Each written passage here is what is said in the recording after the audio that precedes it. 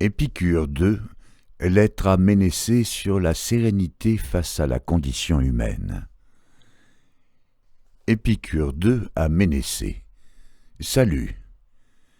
Quand on est jeune, il ne faut pas croire qu'il est trop tôt pour apprendre à mourir, et quand on est vieux, il ne faut pas renoncer à apprendre à mourir, car jamais il n'est trop tôt ou trop tard pour travailler à la vraie sérénité. Or, celui qui dirait que l'heure d'apprendre à mourir n'est pas encore arrivée, ou est passée pour lui, ressemble à un homme qui dirait que l'heure de ne plus avoir peur de mourir n'est pas encore venue pour lui, ou qu'elle n'est plus. Le jeune homme ou le vieillard doivent donc apprendre à mourir l'un et l'autre. Celui-ci pour rajeunir au contact de la sérénité que procure la certitude de mourir en douceur, en se remémorant les jours agréables du passé. Celui-là pour profiter pleinement de sa jeunesse, sans que la peur de mourir dans la douleur vienne troubler la fête de sa vie. Par conséquent, il faut méditer sur les moyens qui peuvent nous permettre de mourir en douceur, puisque, lorsque ces moyens sont à nous, mourir n'a rien d'effrayant, tandis que, quand il nous manque, nous risquons de trépasser dans de longues douleurs. Attache-toi donc aux enseignements humanistes que je n'ai cessé de te donner et que je vais te répéter. Mets-les en pratique et médite-les, convaincu que ce sont les principes nécessaires pour bien vivre en respectant ses semblables. Commence par te convaincre qu'un être humain est un être digne, quelles que soient ses caractéristiques biologiques, psychologiques ou sociales. En effet, tu n'entreras véritablement dans la philosophie que lorsque tu distingueras rigoureusement le verbe être du verbe avoir. Les gènes, la couleur de peau, les compétences manuelles et intellectuelles, les forces et les faiblesses psychiques, le métier et la classe sociale, tout cela relève de l'avoir et non de l'être. L'être humain ne se définit pas par ces choses. L'être humain est conscience et rien d'autre. N'attribue jamais des degrés à la dignité, mais regarde-la toujours comme universelle, intrinsèque à l'humanité. Car tous les êtres humains sont également dignes. C'est pourquoi la légitimité de la condamnation des actes bafouant la dignité humaine est évidente. Mais hélas, Ménécée, dans l'année où je t'écris, en 2020, cette dignité universelle, pourtant formellement reconnue dans les droits humains, n'est pas respectée. Le racisme, le sexisme, le classisme et d'autres formes de discrimination en témoignent. De même, l'être humain est contraint à vivre, puisque l'État et la société ne mettent pas à sa disposition des méthodes de suicide indolore qui lui permettraient de mourir paisiblement quand il le décide. Cette injustice, moins remarquée par la multitude, est pourtant tout aussi scandaleuse d'un point de vue éthique. Si disposer de son corps et de sa vie est un droit humain, alors personne ne peut légitimement empêcher l'être humain de sortir en douceur de la vie quand il le veut. Nous sommes biologiquement programmés pour vivre, mais cela ne signifie pas que nous avons le devoir moral de vivre. Prétendre que la biologie tient lieu de morale, c'est raisonner comme le marquis de Sade. Les droits humains, au contraire, doivent servir à lutter contre les injustices naturelles. L'État et la société pourraient permettre à l'être humain de disposer concrètement de son corps et de sa vie, ce qui serait éthiquement légitime et nécessaire, mais ils ne le font pas, ce qui est une atteinte à sa dignité. Faire quelque chose par peur des conséquences si on ne le fait pas, c'est le faire par contrainte. Vivre par peur de mourir dans la douleur ou de rater son suicide, c'est donc vivre par contrainte et non par décision personnelle. Or, entre vivre par décision personnelle et vivre par contrainte, il y a la même différence qu'entre une histoire d'amour et un viol. Degré dans le premier cas, de force dans le second. Être contraint à vivre, autrement dit ne pas disposer de sa vie, c'est subir un viol existentiel, ce qui nous empêche d'accéder à une sérénité lucide et de jouir d'une existence conforme à notre dignité. Mais la multitude, incapable de se déprendre de ce qui est chez elle et à ses yeux le propre de la justice, accepte d'être contrainte à vivre et regarde comme absurde l'instauration d'un droit au suicide indolore. Sur la mort, mon ancêtre Épicure a dit l'essentiel.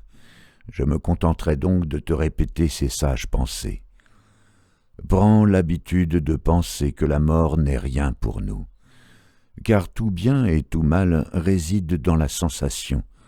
Or, la mort est la privation de toute sensibilité. Par conséquent, la connaissance de cette vérité que la mort n'est rien pour nous nous rend capables de jouir de cette vie mortelle, non pas en y ajoutant la perspective d'une durée infinie, mais en nous enlevant le désir de l'immortalité. On prononce donc de vaines paroles quand on soutient que la mort est à craindre, non parce qu'elle sera douloureuse étant réalisée, mais parce qu'il est douloureux de l'attendre. Ce serait en effet une crainte vaine et sans objet que celle qui serait produite par l'attente d'une chose qui ne cause aucun trouble par sa présence. Ainsi, celui de tous les maux qui nous donne le plus d'horreur, la mort, n'est rien pour nous, puisque, tant que nous existons nous-mêmes, la mort n'est pas, et que quand la mort existe, nous ne sommes plus. Donc la mort n'existe ni pour les vivants ni pour les morts, puisqu'elle n'a rien à faire avec les premiers et que les seconds ne sont plus. Le sage ne fait pas fi de la vie et il n'a pas peur non plus de ne plus vivre, car la vie ne lui est pas à charge, et il n'estime pas non plus qu'il y ait le moindre mal à ne plus vivre. J'ajouterai pour appuyer ces arguments que même si le fait de savoir qu'il n'y aura plus rien quand je ne serai plus est source d'angoisse existentielle, cette angoisse ne concerne que les vivants, et que si la mort des autres nous affecte, celle-ci, pour nous, n'est pas la mort, mais l'absence de celles et ceux qui ne sont plus. Or, pour éprouver un sentiment d'absence, il faut être en vie. Les morts ne souffrent plus et ne sont plus affectés par quoi que ce soit. Donc notre propre mort n'est rien. En revanche, même si, hors de la vie, il n'y a rien de redoutable, il reste une chose à redouter dans la vie, le trépas, d'où l'importance de l'anticiper pour le rendre paisible. La mort n'est rien, mais mourir, ce n'est pas rien, puisque lorsque l'on trépasse, l'on est encore vivant. La peur de la mort est sans fondement, mais la peur de mourir dans la douleur est justifiée, d'où l'importance de posséder des méthodes de trépas sereins pour surmonter cette peur. De même, appeler la mort comme le terme des maux de la vie n'est pas une folie de la multitude, mais un choix légitime lorsque nous jugeons notre vie trop douloureuse, car la mort est absence de souffrance, et disposer de sa vie est un droit humain. Cependant, la crainte du trépas n'est pas vaine et sans objet, car elle est produite par l'attente d'une chose, l'agonie, qui cause de nombreux troubles par sa présence. Tâche donc, Ménécée, de t'épargner l'angoisse de cette attente en te procurant les moyens de mourir paisiblement. De même que ce n'est pas toujours la nourriture la plus abondante que nous préférons, mais parfois la plus agréable, pareillement, ce n'est pas toujours la plus longue durée qu'on veut recueillir, mais la plus agréable.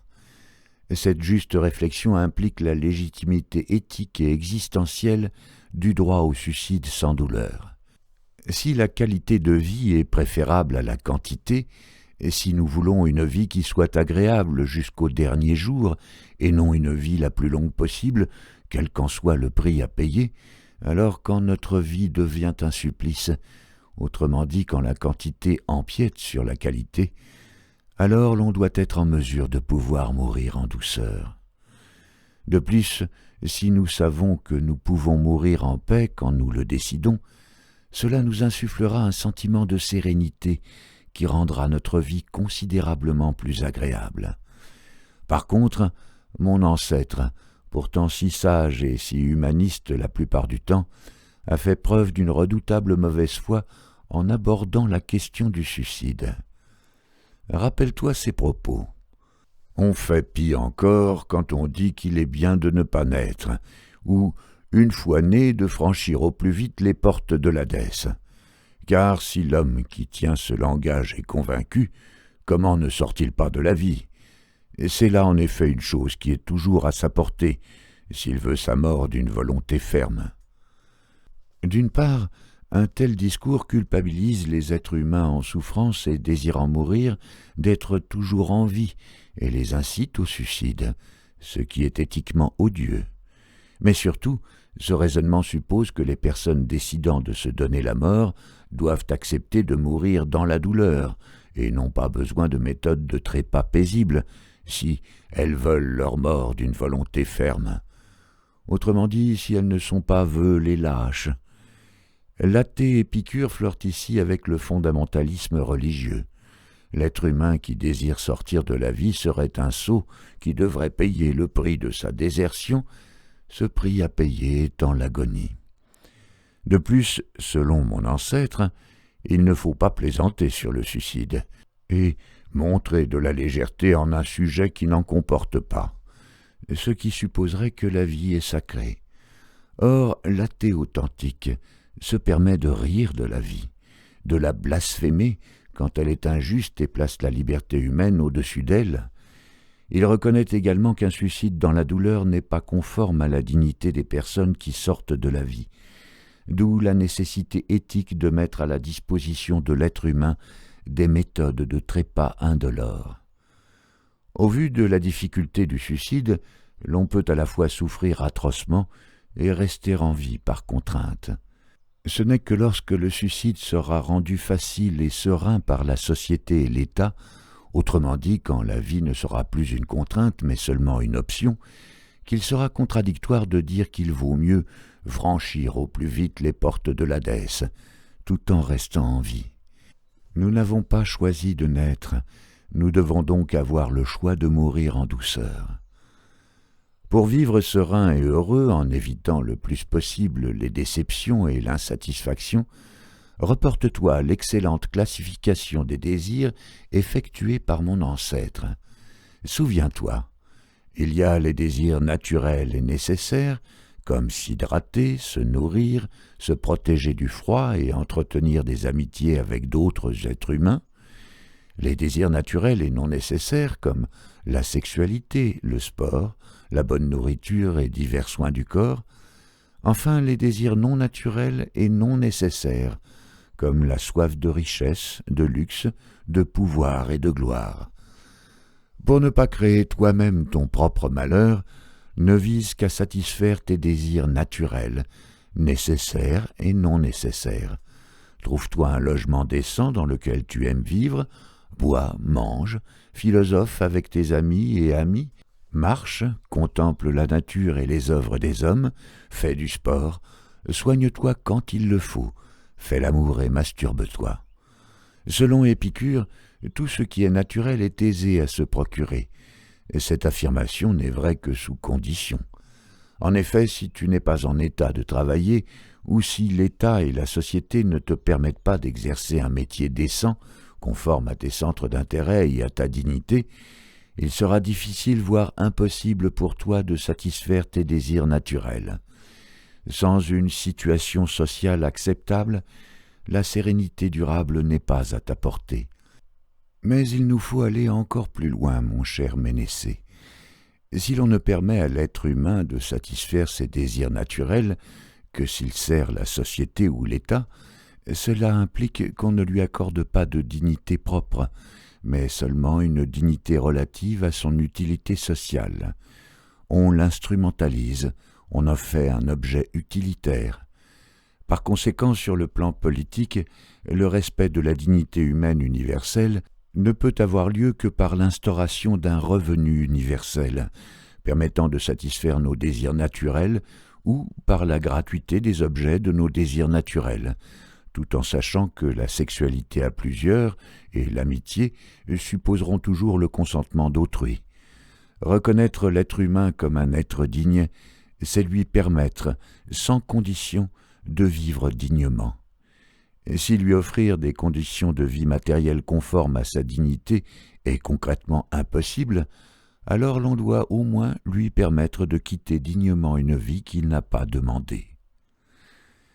Hélas, contrairement à ce qu'affirmait mon ancêtre, il est possible de vivre agréablement quand on ne vit pas avec prudence, honnêteté et justice, et il est possible de vivre avec prudence, honnêteté et justice sans vivre agréablement. L'on peut être irresponsable, malveillant et heureux, ou au contraire, éthiquement exigeant, bon et malheureux. Il est donc impératif de poursuivre notre combat pour le respect universel de la dignité humaine. En revanche, il est vrai que notre avenir n'est ni à nous, ni pourtant tout à fait hors de nos prises. Une partie dépend de nous, une autre dépend du hasard. Nous devons donc, comme l'ont montré nos adversaires stoïciens, nous concentrer sur ce qui dépend de nous et tâcher d'accepter ce qui n'en dépend pas, tout en essayant, comme nous y invite Montaigne, de vivre le plus possible dans le présent, qui est le seul temps qui nous appartient. Mais l'heure est venue pour moi, cher Ménécée, d'achever ma lettre. Considère ces critiques virulentes de mon ancêtre comme des marques d'amour à son égard. Au IIIe siècle avant Jésus-Christ, où l'esclavage et la croyance au cosmos divin étaient considérés comme allant de soi, seul un génie pouvait penser tout ce qu'il a pensé. Remercions-le avec gratitude de nous avoir éclairés spirituellement et de nous avoir mis sur la voie de la vérité. L'humanisme que nous professons, qui soutient que l'être humain doit toujours pouvoir satisfaire ses désirs naturels et quitter la vie en douceur quand il le décide, était déjà en germe dans la lettre qu'Épicure t'a affectueusement adressée. Médite donc tous ces enseignements et tous ceux qui s'y rattachent. Médite-les jour et nuit, à part toi et aussi en commun avec ton semblable. Si tu le fais, tu éprouveras peut-être encore des troubles en songe ou éveillé, mais tu pourras devenir à la fois lucide et serein face à la condition humaine.